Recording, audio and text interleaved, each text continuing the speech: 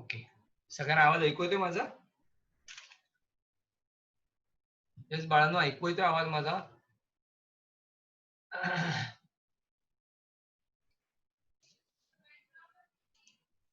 Okay.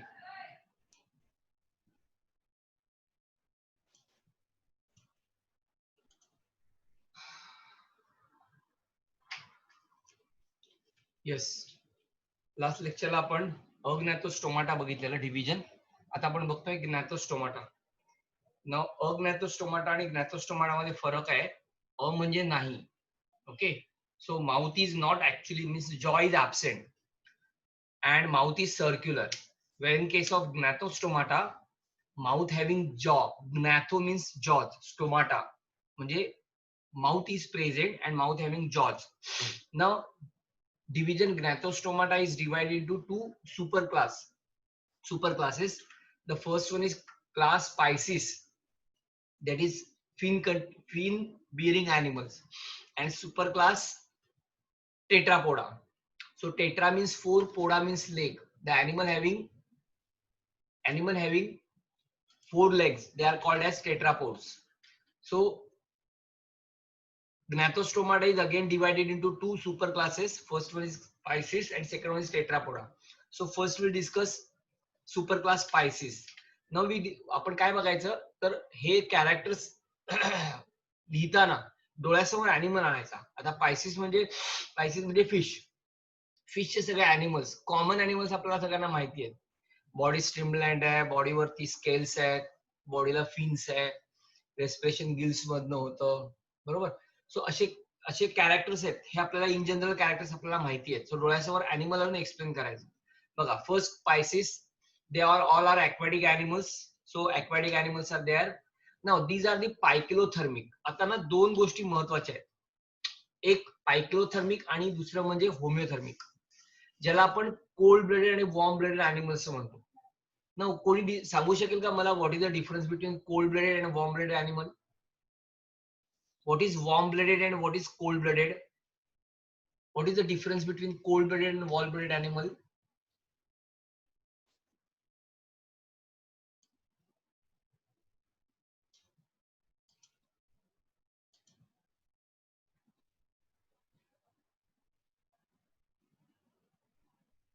Right, very good. Now in case of warm blooded animal, the body temperature remain same irrespective of changing environment. Body temperature is constant, so they are called as warm blooded animals.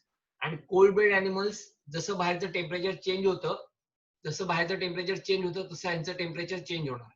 So that is called as cold blooded animals. Very good. So pisces हे सगळे आहेत. हा, पायसिस, त्याच्यानंतर अँफिबियन्स, त्याच्यानंतर reptilia, Aves आणि mammals हे सगळे warm blooded आहेत. बाकी हे सगळे कोल्ड ब्लडेड आहेत. सो कोल्ड ब्लडेडला दुसरं नाव आहे पायकिलोथर्मिक animals. So they are pykilothermic, means body temperature changes according to their changes in surrounding temperature. So they are pykilothermic. Body is streamlined, which means it is boat-shaped structure. These features offer minimum resist during swimming. So boat shape असल्यामुळे त्यांना swimming करणं सोपं पडतं किंवा पाण्याच्या प्रवाहाला resist करणं सोपं पडतं. Very important character is presence of lateral line. प्रत्येक पायसिस मध्ये लॅटरल साइडला एक लाईन असते, that is called as lateral line. आणि ह्या लॅटरल लाईन वरती ना रिसेप्टर्स असतात, त्यांना रिनो रिसेप्टर्स असं म्हणतात.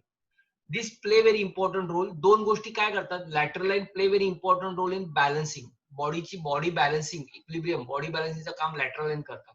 आणि हे जे रिसेप्टर्स आहेत, रायनो रिसेप्टर्स आहेत, this receptor detects the water current, पाण्याचा करंट डिटेक्ट करतात. So it's a some sort of receptors. हा मॅकॅनो रिसेप्टर्स आहे किंवा त्याला आपण बॅरो रिसेप्टर्स पण म्हणतो, की ज्याच्यामध्ये बॉडी काय म्हणतात त्याला इक्विलिब्रियम, बॉडीचं इक्विलिब्रियम आणि वॉटर करंट त्यांना हे करता येतं, डिटेक्ट करता येतं. सो हे important characteristic presence of lateral line. Presence of lateral line is a काय म्हणतात त्याला important characteristics in case of Pisces, presence of lateral line.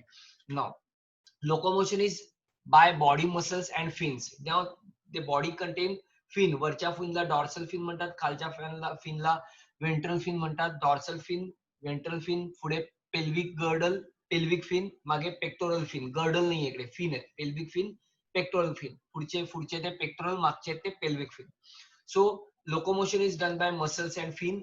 Caudal fin acts as a steering wheel, म्हणजे दिशा change करण्यासाठी या caudal फिनचा उपयोग होतो. Cauda म्हणजे शेपटीकडची फिन. नाव एक्झोस्केलेटन, आता हे दोन महत्वाची गोष्टी आहेत बघा. ह्या अॅनिमल्स मध्ये पिक्युलर कॅरेक्टरिस्टिक असं आहे की ना बॉडीवरती स्केल्स असतात and that is called exoskeleton. हे स्केल दोन प्रकारचे आहेत. एकाला म्हणतात प्लॅकॉइड स्केल्स आणि दुसऱ्याला म्हणतात सायक्लॉइड स्केल. प्लॅकॉइड स्केल म्हणजे ना असे गोल गोल ring ring ring ring ring ring येत येत येत येत येत एकदम आत, म्हणजे असं काय म्हणतात त्याला, इलेक्ट्रॉन कसे शेल मध्ये रिव्हॉल्व होतात आणि सेंटरला न्यूक्लियस असतं, तसे प्लॅकॉइड स्केल जे आहेत ते असे गोल गोल गोल बाहेरनं गोल गोल आत करत या, आता आता आता आता आता आता आता एकदम सेंटरला आलं की तो गोल गोल होणार आहे, तो प्लॅकॉइड स्केल्स म्हणतात. आणि सायक्लॉइड स्केल म्हणजे काय माहितीये का, असं ट्रँग्युलर स्केल असतो आणि ट्रँग्युलर स्केल मधनं आता लाईन असतात, त्याला सायक्लॉइड स्केल म्हणतात. सो दोन प्रकारचे स्केल बॉडीवरती असतात. काही अॅनिमल्स मध्ये प्लॅकॉइड टाइपचे स्केल्स असतात, काही अॅनिमल्स मध्ये सायक्लॉइड टाइपचे स्केल्स असतात. In short exoskeleton is made up of scales. Now endoskeleton जर बघाल, आतला जर पार्ट बघाल तर endoskeleton either made up of cartilage और either made up of bony. So either तो कार्टिलेजचा बनलेला असतो किंवा बोनीचा बनलेला असतो. आता जे लोक मासे खातात त्यांना थोडस माहित असेल, मला माहित नाही कोण खात आणि कोण खात नाही. मधला जो आपण काटा असतो, मच्छीचा मासेचा जो मधला काटा असतो ना, तो काटा काही जणांचा कडक असतो बघा. आणि स्पेशली काय म्हणूया आपण त्याला, शार्क वगैरे फिश आहे, जे शार्क म्हणजे शब्दशार्क आपल्या डोळ्यासमोर शार्क म्हणजे एकदम भला मोठा शार्क येतो. छोटे शार्क पण मिळतात, त्याला मराठीमध्ये मोरी मासा म्हणतात, मोरी मासा म्हणतात. तर ह्या माशाला सुद्धा, ह्या माशाचा जो हे असतो, बोन्स असतो, म्हणजे आय मीन एंडोस्केलेटन असतो, हा कार्टिलेजचा बनलेला असतो, म्हणजे बोन्स एकदम लवचिक असतात त्याचे. So exoskeleton is in the form of dermal scale. Dermal म्हणजे स्किन वरती किंवा स्किन कशाची बनलेली असते, स्केलची बनलेली असते. आणि ऑब्व्हियसली स्केल दोन टाइपचे आहेत, एक प्लॅकॉइड आणि दुसरा सायक्लॉइड आहे, जे आपण पुढच्या मध्ये बघणार आहोत. Now the endoskeleton is either bony or cartilage, either ते बोनचे बनलेले असतात किंवा कार्टिलेजचे बनलेले असतात. नाव हा आता कसं माहितीये का, इकडे लक्षात ठेवा, हे इव्होल्युशन चेंजेस होत जातात. म्हणजे जसं इव्होल्युशन होतं ना, तसं 2 चेंबर्ड, मग पुढचा 3 चेंबर्ड, मग तिसरा पार्टली 4 चेंबर्ड, ओके, मग 4 चेंबर्ड आणि मग कम्प्लीट 4 चेंबर्ड, असे ते चेंबर्ड बदलत जातात. अजून एक अतिशय महत्वाचं कॅरेक्टर जे पुस्तकात कुठेही त्यांनी दिलेलं नाहीये, ते म्हणजे क्रेनियल नर्व्स. क्रेनियल नर्व्स याचा अर्थ काय, see cranium means brain, okay, cranium याचा अर्थ ब्रेन. वर्टिब्रेटाला दुसरं नाव आहे craniata. Vertebrata is also called as craniata, okay. So craniata याचा अर्थ क्रेनियम. सो क्रेनियल नर्व्स म्हणजे कोण, those nerves which are arising from brain, they are called as cranial nerves. आपल्या बॉडीमध्ये ना सेंट्रल नर्वस सिस्टीम पासून नर्व्स बाहेर पडतात. सेंट्रल नर्वस सिस्टीम मध्ये ब्रेन आणि स्पायनल कॉर्ड येतं. जे नर्व्स ब्रेन पासून बाहेर येतात, those nerves which are arising from brain, they are called as cranial nerves, and those nerves which are arising from spinal cord, they are called as spinal nerves. So दोन प्रकारचे nerves आपल्या body मधनं बाहेर येतात, एक cranial nerves आणि दुसरे spinal nerves. Now if you consider human being और एव्स, यांना सगळ्यांना जर मी कन्सिडर केलं, त्या सगळ्यांमध्ये ना 12 पेअर्स ऑफ क्रेनियल नर्व्स आहेत. टोटल 12 पेअर्स आहेत ब्रेन मधनं, म्हणजे क्रेनियम मधनं 12 पेअर्स हे क्रेनियल नर्व्स बाहेर पडतात. पण तुम्ही फिश घ्याल तर फिश मध्ये 10 पेअर्स आहेत, एम्फिबियन्स 10 pairs, reptilia 10 pairs, Aves 12 pairs आणि मॅमल्स 12 पेअर्स, असे 12 पेअर्स रेप्टिलिया आणि मॅमल्स मध्ये आहेत, मॅमिलिया मध्ये आहेत. आणि खालचे जे क्लास आहेत, म्हणजे सुपर क्लास स्पायसिस, त्याच्यानंतर एम्फिबियन्स, त्याच्यानंतर रेप्टिलिया, ह्यांच्यामध्ये 10 पेअर्स आहेत. टोटल 12 पेअर्स आहेत. ऑल्फॅक्टरी, ऑप्टिक, ऑक्युलोमोटर, पॅथेटिक, ट्रायजेमिनल, क्रेनियलची नाव आहेत सगळी, क्रेनियल नर्व्हची. सो हे एक महत्वाचं कॅरेक्टर्स आहे जे कुठेही पुस्तकात मेन्शन केलेलं नाहीये, पण नीट मध्ये ह्या गोष्टी लागतात आपल्याला किंवा लागणार एनसीईआरटी मध्ये. पुस्तकामध्ये कुठे मेन्शन नाही केलंय, पण एक लक्षात ठेवा, cranial nerve means those nerves which are arising from brain, they are called as cranial nerves. So in case of amphibians, in case of pisces, there are, and in case of reptilians, there are total 10 pairs of cranial nerves. आणि in case of aves and mammals मध्ये 12 pairs of cranial nerves. दोन nerves extra आपल्यामध्ये जास्त आहेत, त्याचं नाव आहे हायपोग्लॉसरी आणि spinal accessory, असे दोन शेवटचे नर्व्स आहेत ते आपल्यामध्ये जास्त आहेत. सो हे कॅरेक्टर्स ह्याच्यामध्ये नाहीये. हार्टचं बघाल तर असं कंपॅरेटिव्ह लक्षात ठेवायचा, पायसिस मध्ये हार्ट 2 चेंबर्ड आहे. आता 2 चेंबर असल्यामुळे काय होणार माहितीये का, देर इज अ नो डिऑक्सिजनेशन. डिऑक्सिजनेशन आणि डिऑक्सिजनेशन प्रकार इकडे होतच नाही. जे काय ब्लड असतं ते सगळं विनसच ब्लड असतं. म्हणजे हार्ट मध्ये येणारं ब्लड हे डिऑक्सिनेट ब्लड असतं. डिऑक्सिनेट ब्लड बाहेर पडल्यानंतर जेव्हा गिल्सच्या कॉन्टॅक्ट मध्ये ते ब्लड येईल तेव्हा there is a exchange of gases. Oxygen आत जातं, कार्बन डायऑक्साईड बाहेर जातो. ऑक्सिजन जो आत घेतात तो पण डिफ्यूज ऑक्सिजन आहे, कारण पाण्यातनं विरघळलेला ऑक्सिजन ते घेतात. So that is diffuse blood, I mean oxygen. Oxygen आत गेल्यानंतर मग ते ऑक्सिजन कंटेनिंग ब्लड जातं प्रत्येक ऑर्गन्स पर्यंत, where the metabolic activity is going on. During this process again carbon dioxide is formed. Now blood become venous, and ते venous blood अख्खच्या अख्खं कुठे येतं तर परत हार्ट मध्ये येतं. म्हणून हार्टचं फिशला व्हीनस हार्ट असं म्हणतात. The fish of heart is Venus heart, because बॉडीमध्ये फिरणारे जे ब्लड आहे हे डिऑक्साइड ब्लड जास्त असतं. So chambers are is there are chamber and it is ventral in position. Chamber दोनच चेंबर आहेत हार्टला, वरचा ऍट्रा आणि खालचं वेंट्रिकल. आणि heart is ventral in position, बघ कारण ते वर्टिब्रेट आहेत म्हणून, आय मीन वर्टिब्रेट्स आहेत. Now respiration is takes place by means of gills. Respiration gills ने केलं जातं. Okay, now heart is two chambered and it is ventral in position. Just now we discussed. It shows single and closed circulation. So circulation is closed type, means they carry blood through closed vessels. Okay, heart always show presence of deoxygenated blood, so it is described as venous heart. So this part is very important. सगळ्या पायसिस मधलं heart हे venous heart आहे. Venous heart का, आपण जर आपला जर विचार केला तर आपल्या heart, our heart is 4 chamber. So half part of the heart, और you can say compartment, say left atrium and left ventricle contain oxygenated blood, and our left part of the heart, say right atrium and right ventricle, contain deoxygenated blood. So आपल्यामध्ये partly डिऑक्सिनेट partly ऑक्सिनेटेड blood heart मध्ये येतं. पण हे जे काय पायसिस आहे, या पायसिस मधलं हार्ट आहे, आयदर इट इज म्हणजे basically it is heart is 2 chambered with upper atria and lower ventricle, and both the blood contain deoxygenated blood. Because the oxidation process is not takes place, और येणारा blood हे डिऑक्सिजन oxide नसतंच. तर ऑक्सिजनची process कुठे होते, purification नाही म्हणतो मी, काय म्हणतात त्याला, एक्सचेंज ऑफ गॅसेस कुठे केले जातात, that is in the gills. So heart always show presence of deoxygenated blood, so it is describe as venous heart, म्हणून त्याला व्हीनस हार्ट असं म्हणतात. Now they have well develop brain with large olfactory lobe. Now आता प्रत्येक animals मध्ये ना brain जो आहे, त्या ब्रेनचा सर्वात मेजर पार्ट आहे त्याला म्हणतात cerebrum. Okay, cerebrum is a major part of brain. So सगळ्या अॅनिमल्स ना सेरेब्रमच्या खाली, बरोबर ना, 2 लोब असतात. That 2 lobes are called as olfactory lobe. In case of us also आपल्यामध्ये सुद्धा ऑल्फॅक्टरी लोब्स आहेत, but our lobes are not that much develop.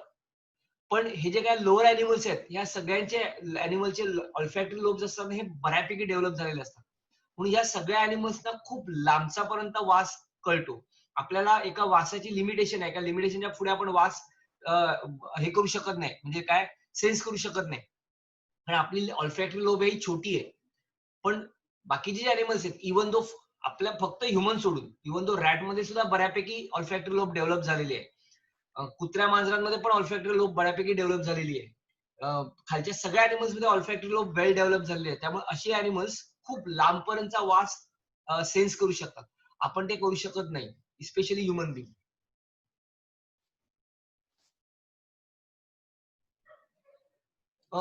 ऑल्फॅक्टरी याचा अर्थ sense of smell she related आहे. हा ब्रेनचा ना एक पार्ट आहे, म्हणजे ब्रेनचा एक पार्ट आहे ऑल्फॅक्टरी लोब. ऑल्फॅक्टरी लोब काय करतं, तर आपल्याला वास जे येतो ना तो ह्या लोबमुळे सेन्स केला जातो. हे लोब वास घेण्याचं काम करतात. ओके, त्याला ऑल्फॅक्टरी लोब असं म्हणतात. हा एक ब्रेनचा पार्ट आहे. आपला जो ब्रेन आहे तो फोरब्रेन, मिडब्रेन आणि हँडब्रेन असे 3 भागामध्ये डिवाइड झालेला आहे. त्यातला फोरब्रेन आहे, त्या फोरब्रेनला 3 पार्ट आहेत. त्यातला एक पार्ट म्हणजे ऑल्फॅक्टरी लोब, दुसरा पार्ट आहे तो म्हणजे सेरेब्रम, आणि तिसरा पार्ट आहे तो डायन्सेफेलॉन. त्यातलं ऑल्फॅक्टरी लोब हे लोब लाईक स्ट्रक्चर असतात ज्यांचं काम सेन्स ऑफ स्मेल आहे. They play very important role in sense of smell. Okay, so that is called as olfactory lobes. So जे ब्रेन मध्ये ब्रेनचा तो पार्ट आहे. So they have well developed brain with large olfactory lobes, or you can say well developed olfactory lobes. Now, now sexes are separate. Okay, now sexes are separate. Most fishes are oviparous and some are viviparous. Now you know oviparous. Oviparous means what? They lay the egg. They are called as oviparous, and give direct birth to young one is called as viviparous. Okay, so either they are oviparous or viviparous. काही fish आहेत ते oviparous आहेत म्हणजे अंडी टाकतात. काही fish आहेत ते viviparous आहेत म्हणजे पिल्लांना जन्म देतात. Okay, now next super class pisces is again divide into 2 classes. Now आता हे अतिशय हा पार्ट महत्वाचा आहे. हा पार्ट महत्वाचा आहे. ह्याच्यात अतिशय डिस्टिंग्विशिंग कॅरेक्टर्स आहेत ते लक्षात ठेवायचे. Now super class pisces is divide into 2 class. One is called chondrichthyes. Now, chondrio याचा अर्थ कार्टिलेज, थाइस याचा अर्थ fish. That's why chondriothies is also called as cartilaginous fish. And second one is called as osteothies. Osteon means bone. Thighs म्हणजे fish. So it is also called as bony fish. So ह्याला cartilaginous fish म्हणतात, ह्याला bony fish म्हणतात. बऱ्याच वेळेला परीक्षेला असा question येतो, म्हणजे आता एनसीईआरटी ला पण येणार तुमच्या सीबीएसई ला. Distinguish between chondriothies and osteothies, or distinguish between cartilaginous fish and bony fish. So cartilaginous fish म्हणजे chondriothies and osteogenous fish म्हणजे bony fish. आता या दोघांमध्ये फरक काय? तर सर्वात महत्वाचा प्रॉमिनंट फरक असा आहे की chondriothies मध्ये एंडोस्केलेटन जे आहे, एंडोस्केलेटन खूप फरक आहे, म्हणजे खूप त्याच्यामध्ये डिफरन्स आहे. पण बेसिक जो डिफरन्स आहे तो in case of chondriothies endoskeleton is in the form of cartilage. त्यांचं जे एंडोस्केलेटन आहे ते कार्टिलेजचं बनलेलं असतं. And in case of osteichthyes the endoskeleton is bony. त्यांचं एंडोस्केलेटन बोनचं बनलेलं असतं आणि म्हणून त्याला कॉन्ड्रिओथाइस आणि ऑस्टिओथाइस म्हणतात. कॉन्ड्रिओथाइसचं बेस्ट एक्झाम्पल आहे शार्क किंवा त्याला डॉगफिश असं म्हणतात किंवा स्कॉलिडॉन म्हणतात. आणि ऑस्टिओथाइसचं एक्झाम्पल आहे ते म्हणजे बोनीफिश किंवा कटला, रुहू, हे सगळे ऑस्टिओथाइस मध्ये येतात. किंवा आपण सगळे जे नॉर्मली मासे खातो ना, काय ते पापलेट, सुरमई वगैरे, हे सगळे ऑस्टिओथाइस मध्ये येतात. So super class is divided into they are divided to two classes. One is called chondriothies and second one is osteothies. You know, you understand, तुम्हाला सगळ्यांना कळलं असेल chondriothies आणि osteothies मधला बेसिक फरक. chondriothies म्हणजे काय, तर ज्यांचं एंडोस्केलेटन हे कार्टिलेजचं बनलेलं असतं त्यांना chondriothies म्हणतात. ज्यांचं एंडोस्केलेटन बोन्सचं बनलेलं असतं त्यांना ऑस्टिओथाइस म्हणतात. आता आपण हे डिटेल मध्ये बघणार chondriothies आणि osteothies मध्ये फरक काय. मी तुम्हाला बेसिक फरक सांगतो. डोळ्यासमोर chondriothies म्हणजे ना शार्क आणायचा, शार्क. बघा, लक्ष घ्या काय काय करू. शार्क मध्ये फरक काय बघा, आपण एक एक गोष्टी बघूया. आपण हे डिटेल मध्ये बघणार आहोत, पण डोळ्यासमोर तुम्ही शार्क आणा. शार्कच्या पहिल्या माउथ कडे या. नॉर्मली जो फिश आहे हा माउथ असा, ह्या फिशचा माउथ ना एंटिरियर टिपला असतं, म्हणजे माउथ टिपला असतं, तोंडाकडे असतं, काय म्हणू त्याला आपण, टोकाकडे असतं. पण या chondriothies मध्ये येणारे सगळे जे फिश आहेत त्यांचं माउथ आहे ना हे वेंट्रल साइडला असतं, म्हणजे माउथ खालच्या बाजूला असतं. लक्षात आलं तुमच्या, माउथ खालच्या बाजूला असतं. हे एक सर्वात महत्वाचं आहे. ऑस्टिओथाइस मध्ये माउथ एंटिरियर टिपला असतं. chondriothies ला माउथ वेंट्रल साइडला असतं. माउथ इज सिच्युएटेड वेंट्रली आणि osteichthyes mouth is situated anterior tip. This is one very important prominent characters. Second important prominent character in case of chondriothies and osteothies, एक आपण याच्या अगोदरच बघितलं, endoskeleton in the form of cartilage, endoskeleton is bony. Second important characters आपण बघितलं, mouth is situated ventrally in case of chondriothies, in case of osteothies mouth is situated anterior tip. Third distinguishing character बघायचं आहे, in case of chondriothies caudal fin, caudal म्हणजे शेपटी, caudal fin is asymmetrical. म्हणजे शेपटी जी असेल ना, तुम्ही माशांची शेपटी बघितली असते, ती सिमेट्रिकल असते नॉर्मल. पण chondriothies मध्ये शेपटीचा वरचा भाग खूप मोठा असतो आणि शेपटीचा खालचा जो मागचा शेपटीचा मागचा भाग आहे, त्या मागच्या भागाचा वरचा भाग खूप मोठा असतो, खालचा भाग लहान असतो. डायग्राम पुढचे काढू द्या, लक्षात येईल. So caudal fin is asymmetrical. तर ऑस्टिओथाईस मध्ये काउडल फिन सिमेट्रिकल असते. हे तिसरं महत्वाचं कॅरेक्टर्स बघितलं. चौथं महत्वाचं कॅरेक्टर असं आहे एक्झोस्केलेटन. ऑब्विसली दोघांचं एक्झोस्केलेटन स्केल्सचं बनलेलं असतं, पण कॉन्ड्रिओथाईस मध्ये exoskeleton is in the form of placoid scales. जे मी तुम्हाला सांगितलं गोल गोल गोल गोल गोल गोल रिंग रिंग करत कर कर कर कर एकदम सेंट्रलला या म्हणजे न्यूक्लियसला या, दॅट इज कॉल्ड प्लॅकॉइड स्केल. तर ऑस्टिओथाईस मध्ये exoskeleton in the form of cycloid, CYLOID cycloid आणि PLO प्लॅकॉइड. सो इथं प्लॅकॉइड सेल इकडे सायक्लॉइड स्केल आहे. 4 बघितले. पाचवं कॅरेक्टर अतिशय महत्वाचं बघूया. आता तुम्ही कॉन्ड्रिओथाईस जर तुम्ही सगळे मच्छी खात असाल किंवा माशाबद्दल तुम्हाला माहित असेल, तर मासा ना ताजा आहे का चांगला खराब आहे हे बघण्यासाठी आपण काय करतो, तर माशेचा जो गिल्सचा पार्ट आहे त्याच्यावर एक झडप असते बघा, that is called as operculum, OPERCULM. Operculum असते. तर ती अपर्क्युलम आपण उचलतो वर, तर आतला गिल्स सगळे लाल लाल असतील तर आपण असं म्हणतो, किंवा लालसर असतील तर आपण म्हणतो मासा ताजा आहे. जर लालसर नसेल तर आपण म्हणतो मासा ताजा नाहीये. सो आत आहेत ते सगळे गिल्स आहेत आणि गिल्सच्या वर जे आपण उचलतो त्याला ऑपरक्युलम म्हणतात. सो कॉन्ड्रिओथाईस मध्ये काय असतं माहितीये का, there is no operculum. Gills are not covered by operculum. Gills ना म्हणजे फक्त भोकं भोकं असतात, फक्त ओपनिंग्स असतात, त्याला झाकण नसतं, कव्हर नसतं, म्हणजे operculum is absent. So in case of chondrichthyes operculum is absent. while in case of osteothys gills are covered by operculum. ऑस्टिओथाईस मध्ये गिल्सला कव्हरिंग असतं, त्याला ऑपरक्युलम म्हणतात. आणि अजून कॅरेक्टर आपण बघूया. आणि एक प्रॉमिनंट कॅरेक्टर आहे in case of chondrichthyes, they have male copulatory organ called as clasper, CLASPR clasper. जसं ह्युमनला मेल मध्ये penis is a copulatory organ आहे. Copulatory organ is a organ through which the sexual intercourse takes place. Sexual intercourse is a process in which the penis is inserted into vagina and semen is discharged. That is called as copulation. So male मध्ये जे copulatory organ आहे ते penis आहे. तसं कॉन्ड्रिओथाईस मध्ये म्हणजे shark मध्ये copulatory organ आहे आणि त्या कॉप्युलेटरी ऑर्गनचं नाव आहे क्लॅस्पर. पण ऑस्टिओथाईस मध्ये कॉप्युलेटरी ऑर्गन नसतं आणि म्हणून आपण काही अॅनिमल ओव्हिपेरस म्हटलं, काही अॅनिमल विव्हिपेरस म्हटलं. So this is the prominent distinguishing character between chondrichthyes and osteichthyes. आता आपण स्टेप बाय स्टेप एक एक अॅनिमल्स कडे जाऊया. कॉन्ड्रिओथाईस मधलं जे मी सांगितलंय तुम्हाला रिकलेक्ट होईल बघा. नाव कॉन्ड्रिओथाईस.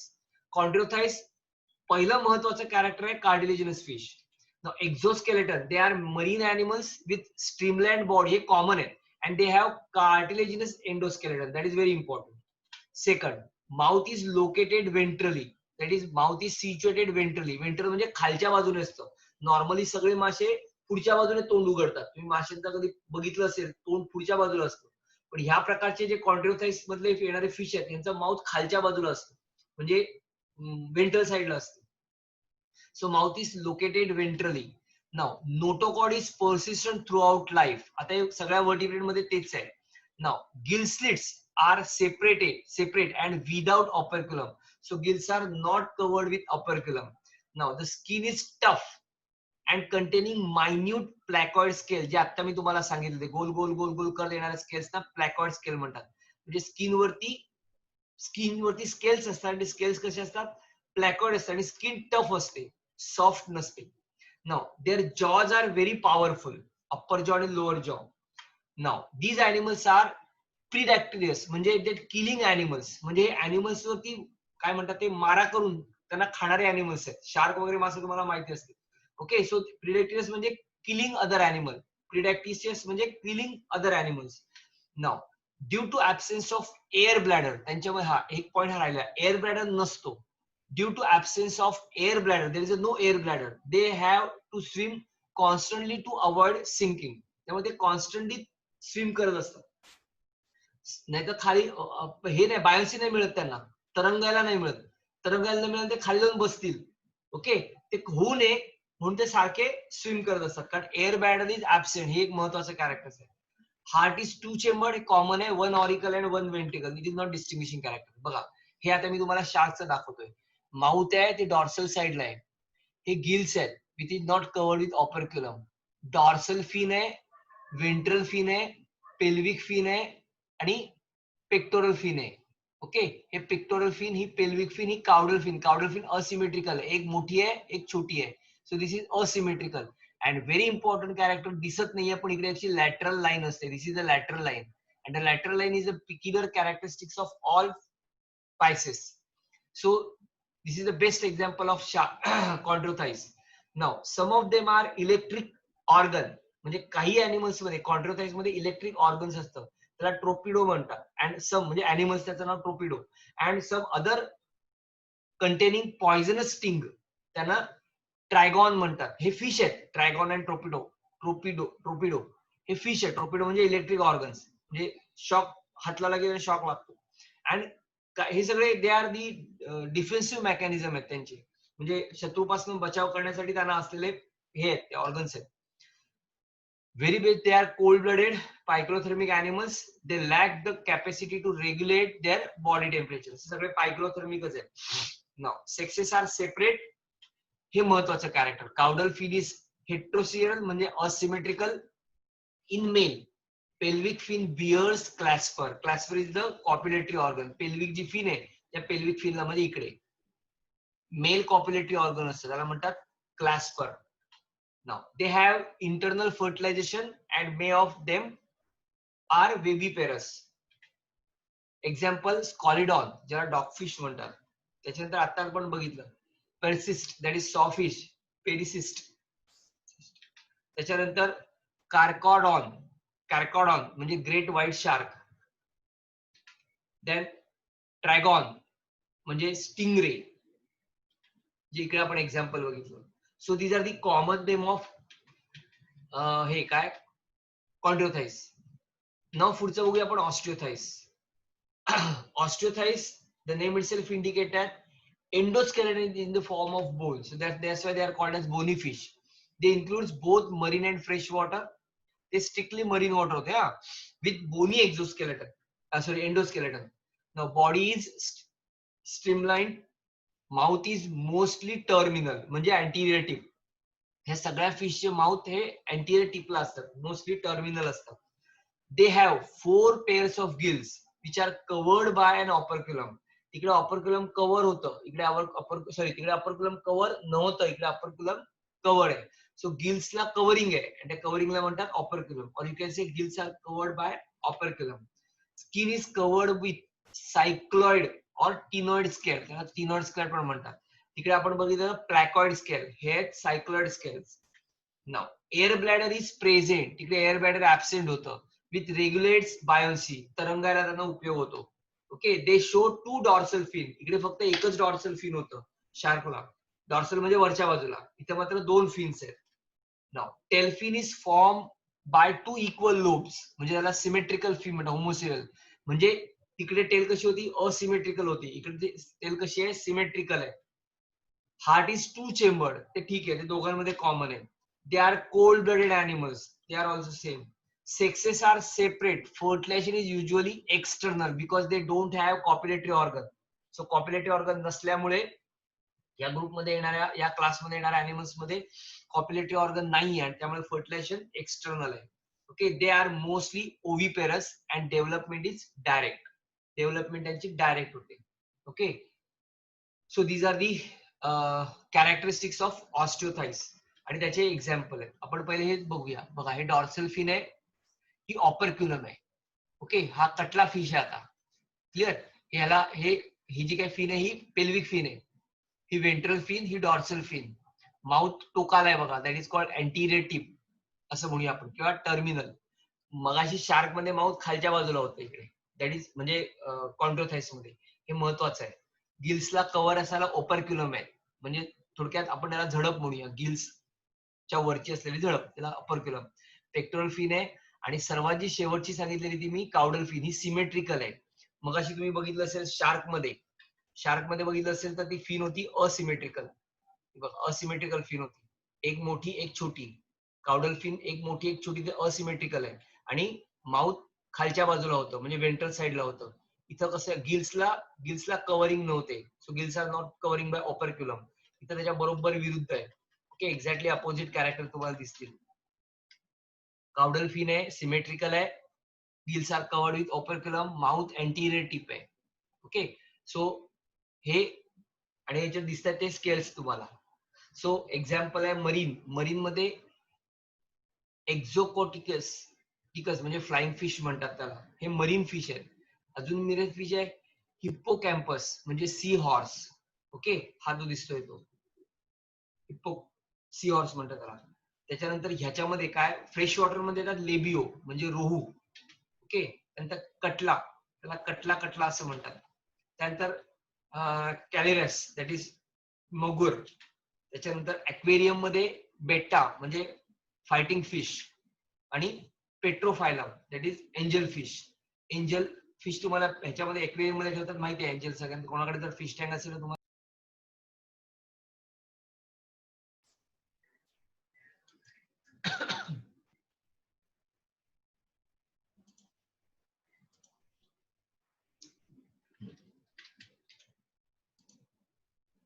आता पुढचा जो आपण फायरम बघणार क्लास बघणार आणि अँफिबिया. बघा अँफिबिया म्हणजे अँफी म्हणजे both animal which are present or found in water and on land. That's why it is called as amphibians.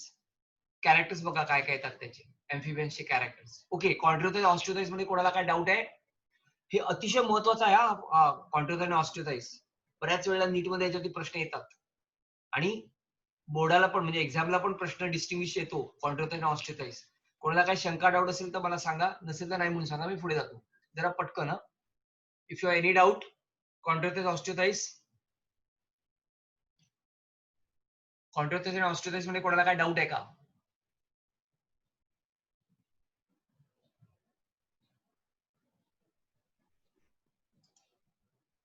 Okay,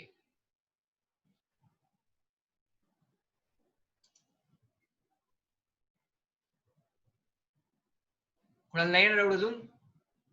जाऊ पुढे मी.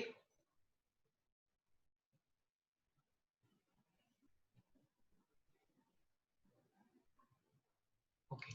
Then class amphibia. Now amphi means both. Now amphibia is the best example आपल्याला frog आहे. So amphibians can live in aquatic as well as terrestrial habitat. Terrestrial मध्ये जमिनीवर आणि पाण्यात दोघांमध्ये राहणार. Now they are pykilothermic.